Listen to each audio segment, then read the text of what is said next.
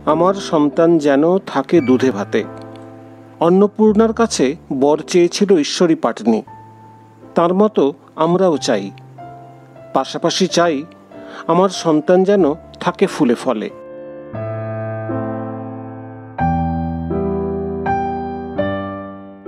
বাগানের গাছ আমাদের সন্তানের মতো।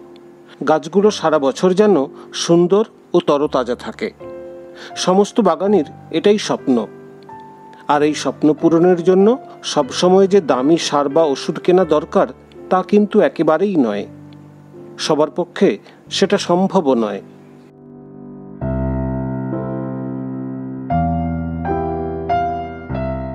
গাছের বিশেষ একটি খাবার নিয়ে আজকে আলোচনা করব। খুব কম খরচে বাড়িতে যেটি সহজেই বানিয়ে ফেলা যায়, এবং সেটি হবে সম্পূর্ণ অর্গানিক।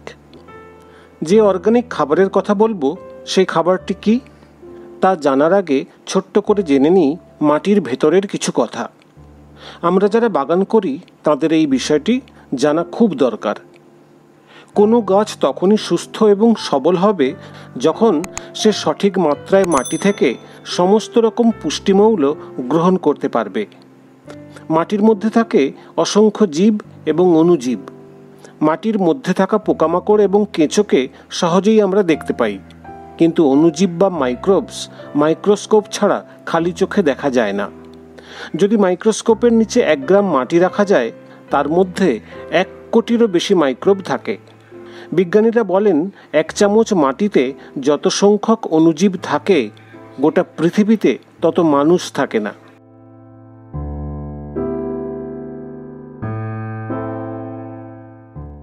মাইক্রোবস বা মাইক্রো অর্গানিজম হলো virus, bacteria, fungus, algae, protozoa, nematode প্রভৃতি। মাটিতে যখন খাবার প্রয়োগ করা হয়, এই মাইক্রোবস খাবারকে ডিকম্পোজিশনের মাধ্যমে গাছেদের গ্রহণের উপযুক্ত করে তোলে।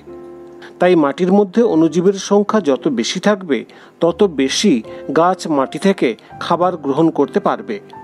তাই মাটিতে এমন কিছু প্রয়োগ করতে হবে যাতে এদের বংশবৃদ্ধি হয় এবং অ্যাক্টিভিটি বাড়ে। আর সেটি হলো মোলাসেস বা গুড়।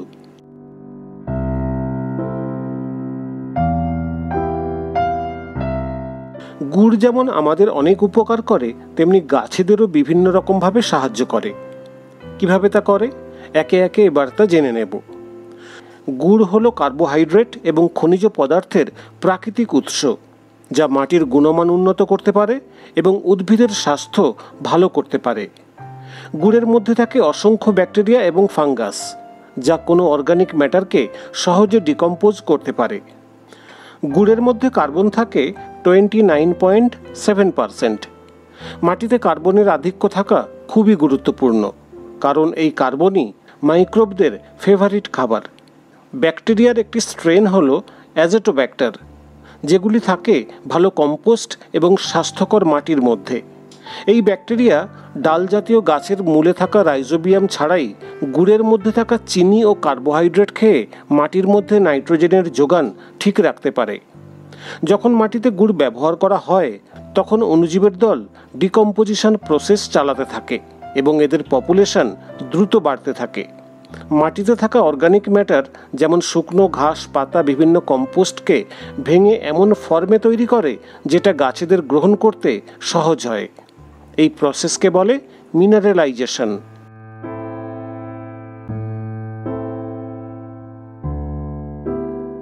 মাটিতে গুড় প্রয়োগের ফলে মাইক্রোবের সংখ্যা যেহেতু বৃদ্ধি পেতে থাকে, তাই মাটিও উর্বর এবং হালকা হতে থাকে। মাটি কম্প্যাক্ট হয়ে জল জমার কোনো সম্ভাবনা থাকে না। পর্যাপ্ত আলো বাতাস মাটির মধ্যে পৌঁছয়।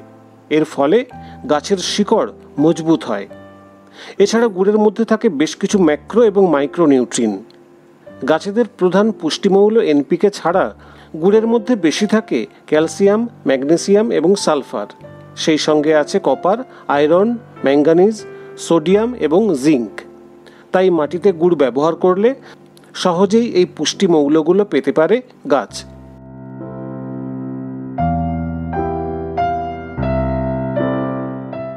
ছাদ বাগানে গুড়কে কিভাবে কাজে লাগাবো এবার তা জেনে নিই।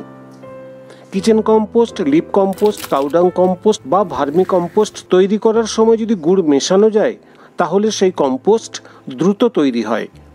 1 টেবিল চামচ গুড় 1 লিটার জলে মিশিয়ে 2-4 বার কম্পোস্ট বিনে ছড়িয়ে দিতে হবে।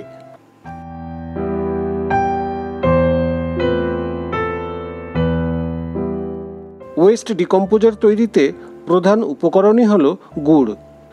মোলাসেস টি সরাসরি মাটিতে প্রয়োগ করা যায় অথবা কিচেন কম্পোস্ট লিকুইড তৈরি করার সময় তাতেও গুড় মেশানো যায়। সেক্ষেত্রে 4 লিটার জলে 1 টেবিল চামচ গুড় মেশাতে হবে।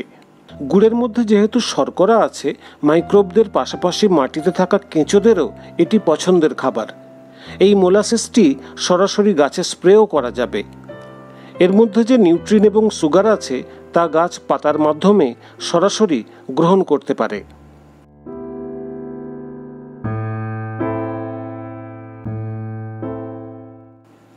পোকামাকড়ের আক্রমণ থেকেও গাছকে রক্ষা করতে পারে গুড়।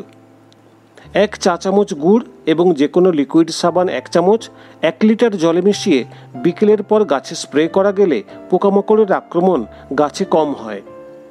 অ্যাসিড লাভিং প্ল্যান্টের জন্য গুড় হলো অমৃত।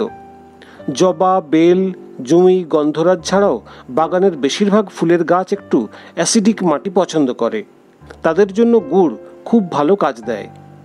এছাড়া গুড় দিয়ে বিভিন্ন ধরনের বায়ো এনজাইম তৈরি করা যায়।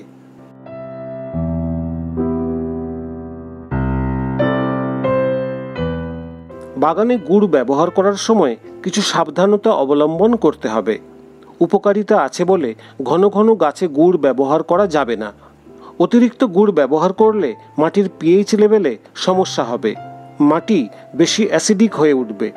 আর মাটি যদি বেশি অ্যাসিডিক হয়ে যায় তাহলে গাছ প্রয়োজনীয় পুষ্টি গ্রহণে বাধা পাবে।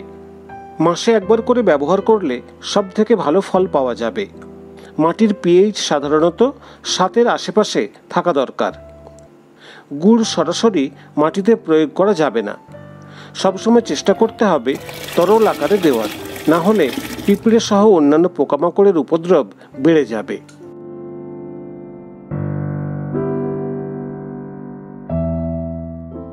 বাজারে বিভিন্ন ধরনের গুড় পাওয়া যায়, কিন্তু কোন গুড় গাছের উপযুক্ত হবে?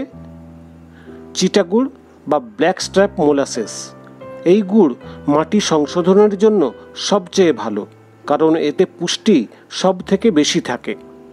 খেজুর, তাল অথবা আখ যে কোনো গুড় হতে পারে।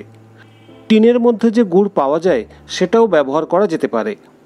গুড় যত পুরনো এবং কালো হবে ততই ভালো হবে। তবে প্যাকেট গুড় না ব্যবহার করাই ভালো, কারণ দীর্ঘদিন ভালো রাখার জন্য তাতে প্রিজারভেটিভ মেশানো থাকে, যেটা গাছের উপকারের বদলে বেশি ক্ষতি করবে।